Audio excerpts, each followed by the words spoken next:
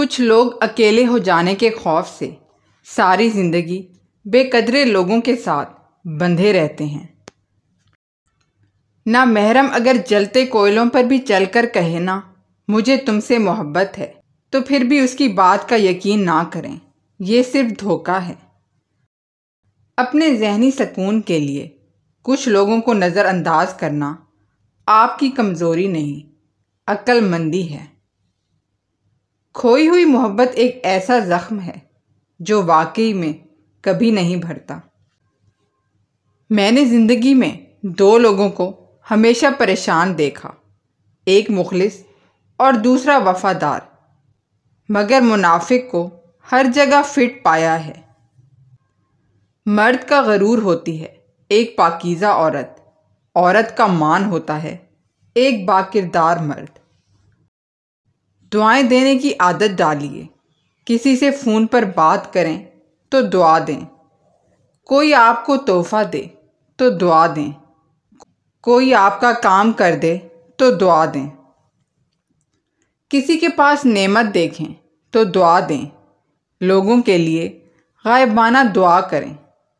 इंसान रिज़्क़ के लिए दूर दूर तक जाता है, मगर रिज़्क़ देने वाले को भूल जाता है।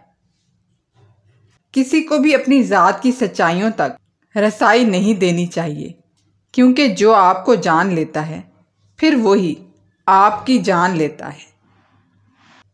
जब मकफ़ात अमल शुरू होता है तो आपको वो पत्थर भी आकर लगते हैं जो कभी आपने ठहरे हुए पानी को मारे हुए होते हैं।